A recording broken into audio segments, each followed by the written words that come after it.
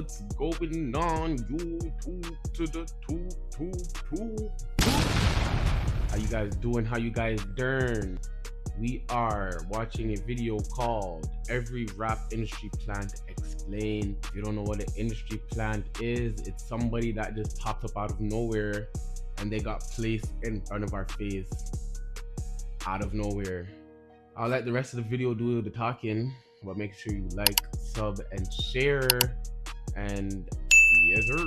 From a rapper that collaborated with Juice WRLD and Justin Bieber before he could even drive, to going from studying to hanging out with Taylor Swift at the Super Bowl overnight, to Why they make Ice Drake Spice look like feature that? on just his second song.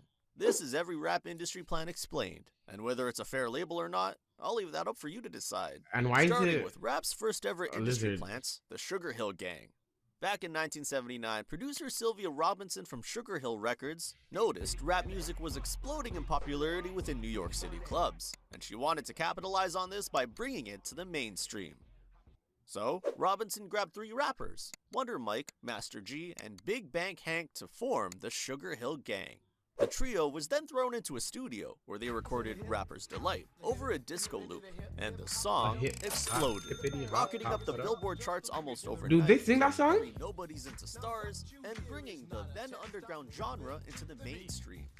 However, despite being industry plants, literally formed by a label and pushed into the spotlight, the Sugar Hill Gang is ultimately responsible for knocking over the first domino of proving rap could sell, opening the door for every artist you know and love today. Libo. Speaking of popular modern stars, our next alleged industry plant, the Kid Laroi, went from being a normal Australian kid Yeah, to like, a what global happened to him? superstar before he could legally drive. Because in 2019, at just 15 years old, Laroi was signed to Grade A in Colombia. He signed at Shortly after 15? his song, Let Her Go, went viral, seemingly out of nowhere. But No industry plant way. accusations didn't truly begin until 2020, when Stay, a collaboration with Justin Bieber, dropped and topped the charts for months, leaving No, fans that song's a shocked good at song. just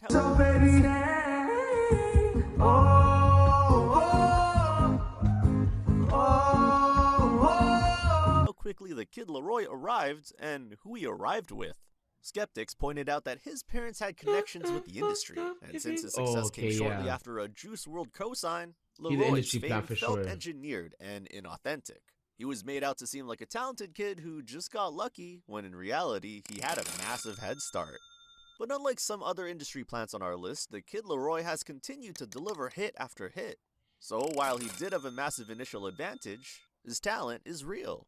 However, He while does have Laroi talent, had though. serious help I from his can't lie. label, our next artist didn't. Tommy Richmond, after dropping single Who? $1 Million Baby, exploded into the mainstream quite literally overnight. Social media, specifically TikTok, meant Richmond was now everywhere, to the point where you couldn't escape $1 Million Baby no matter how hard you tried. But it was this rapid rise which saw the industry plant label stamped all over Tommy. Fans debated on social media that labels had pulled strings to get his single into the mainstream, following the same thought process applied to anyone who ascends quickly, that they must have been planted. Yet, after well-known artists like Russ and outlets such as Complex detailed Russ Tommy's always decade-long journey of creating exposes music, something, man. the industry plant talk shut down as quickly as $1 Million Baby rose the charts. An eerily similar story of our next Doechii. rapper, Yeah, Doechii. everyone says that Because she's an thanks to industry her plant, sudden but I rise can't and lie though. signing to Kendrick Lamar's label, Top She Dog did come out of Entertainment, nowhere. the label's first ever female rapper, many fans wondered if Doechii was an industry plant. Because after breaking out in 2020 with single Yucky Blucky Fruitcake, then touring with SZA, followed up by her 2022 TDE signing and Doechii's debut album, Alligator Bites Never Heal, winning Best Rap Album at the Grammys, the evidence was apparently there. However, a dive into Doechii's background reveals something different. Starting her career in 2015, Doechii had been grinding like any true creative, writing and performing whenever she got the chance, trying to get better at her craft daily, and after 5 years of dedication, her self-funded Yucky Blucky Fruitcake is what got her in TDE's crosshairs. Yucky Blucky Doechii Fruitcake. would Like, then what type simply of... laugh at the accusations, claiming that they mean she's doing something right, and that even if she was an industry plant, her talent is real. Another female rapper who rose to insane levels of fame seemingly out of nowhere was Iggy Azalea, an Australian teenager who moved to the US, bouncing between Miami and Atlanta, Now before she ain't being nobody. discovered by artist T.I., who co-signed Iggy. Then in 2014, Azalea's debut album, The New Classic, exploded. Her song Fancy went on to hold the #1 spot on charts for 2 straight months, crowning Iggy as the first non-American female rapper to ever achieve this, resulting in Iggy Azalea now being everywhere. Awards, radio shows, top 100 lists, you could literally not escape her. Which is why many people felt she was purposely planted, believing the industry fast-tracked her success to push a white foreign artist in a black-dominated genre, since Azalea was more pop-friendly.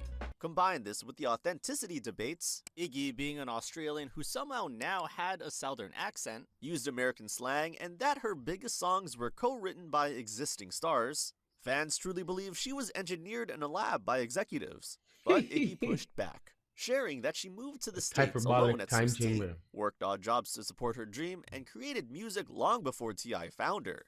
However, on the other hand, when the industry support for her was at its peak, Iggy was a superstar. Yet when the backing dropped after 2015, Azalea fell too, seemingly confirming what fans believed all along. A story very similar to that of our next rapper, Jumex, an artist who blew up in 2018, but not due to any of his music. No, a high school crash out video propelled him into the mainstream, and people who saw the clip often then discovered his emo rap music. Songs such as Trapped and Loner saw Jumex rise to SoundCloud fame, and he was now touted as the next big emo rap star. But it was here where things started to feel off? Cause Jumex already had high-level management, was sharing perfect music videos and booking festival slots without any real catalog. Fans felt his rise was rushed, too perfect, and therefore inauthentic. Then when leaks surfaced of Jumex asking other artists to help write his music, a major red flag for a genre built on sharing personal pain, the hype surrounding Jumex fell off as fast as it rose. I don't even know who that is. Speaking of SoundCloud rappers, Icy Narco, a 19-year-old Miami native, came up overnight thanks to his song, Link. While the track itself brought attention, his image, the colored hair, face tattoos, and energy seemingly mimicking that of other popular stars, Lil Pump and XXXTentacion saw not only fans, but labels going wild for Narco. Because shortly after Link dropped, Icy signed to 10K Projects, who booked him on international tours, 10K Projects, isn't that and onto the XXL freshman list. But this sudden rise saw the industry plant label quickly stamped on Icy Narco. Fans critiqued that he just looked and sounded like every other Florida rapper, dubbing him Lil Pump 2.0, and accusing Narco of just recycling a proven blueprint, rather than creating his own lane. However, Icy fans pushed back. Link did go viral on its own, and Icy Narco was just leaning into what was working, rather than taking a risk to break into a scene which is already oversaturated. So, was he planted? Well, his initial hype was real, but once labels arrived, the push was heavy, and the boost fell off fast, really fast, leaving us to question, was the rise even real? Yet our next artist's ascension was very clearly manufactured, because when Baby Goth arrived onto the scene with her debut song Swimming, with features from heavy hitters Trippie Redd and Wiz Khalifa, fans waved industry plant flags immediately. I don't know any of these people. Goth had no SoundCloud era, no background of work, just an instant signing to Republic Records. And when fans dug into her background, some shocking things were revealed.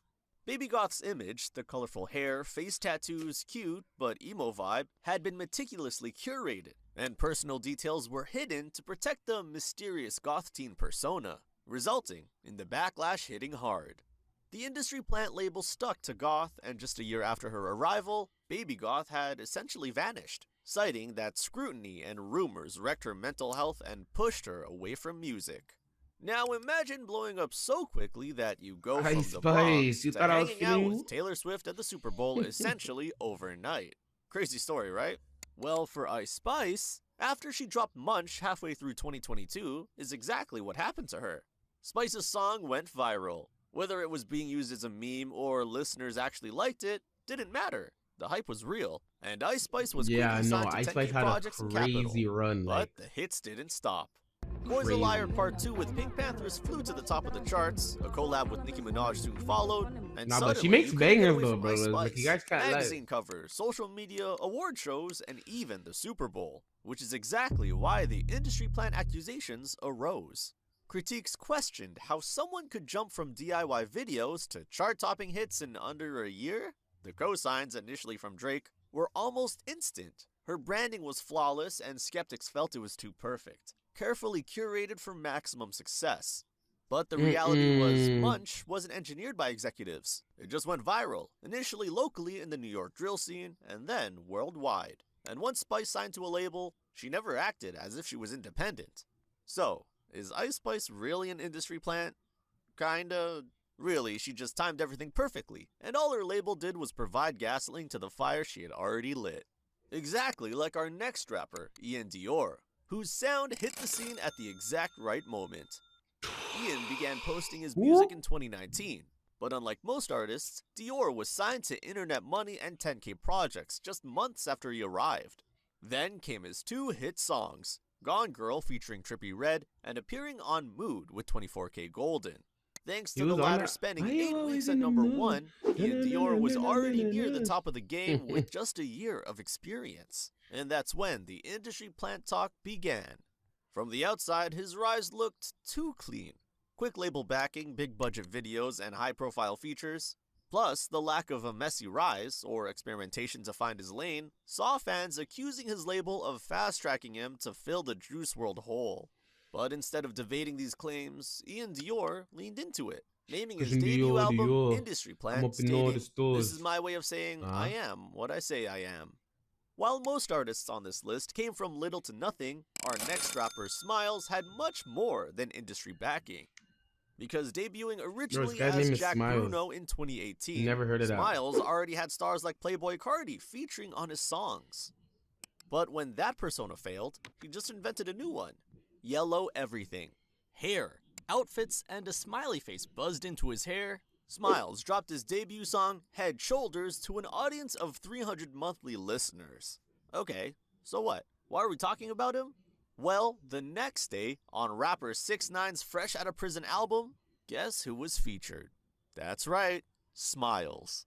Fans were left puzzled as to who he actually was, and why was he on the album?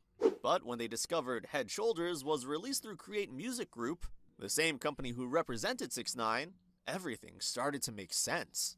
Turns out, Smiles is the son of a top executive of the Tony and Guy empire, and allegedly lives in a $50 million LA mansion. But Smiles doesn't hide it. Instead, he embraces it, being 100% open about his background and always working hard as an artist to earn his own money to back his career. Yet, in a genre built on struggle and authenticity, the label of a nepo baby rapper sticks, and has ultimately harmed Smiles' image.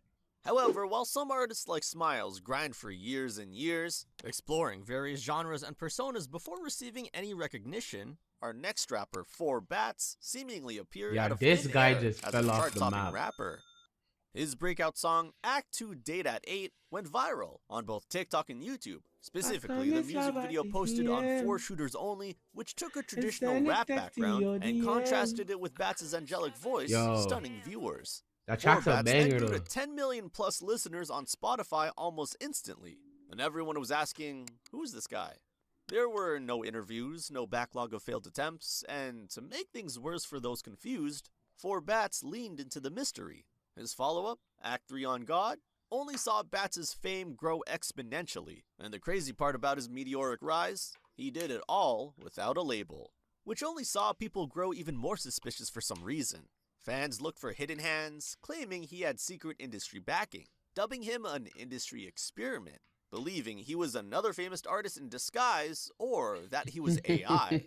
Yet there is zero concrete evidence of any label involvement during his rise. While managers were carefully crafting his aesthetic for maximum virality, his growth appears to be natural, pushed by social media algorithms rather than labels. So, is 4Bats a plant? Not that we know of. If anything, he has done what labels dream of, creating a unique image that generates gigantic numbers off the bat. See what I did there? Off the bat? I'll see myself out. Bro, I swear he was signed to Drake though. And if you're signed to Drake, then there might be some push. That's part of the industry, right? So, I don't know. But he did have that one hit song, and that was a good song. But, yeah, those are your industry plans. If you don't know what that is, now you know. So make sure you like, sub, and share. Thank you very much. Until next time.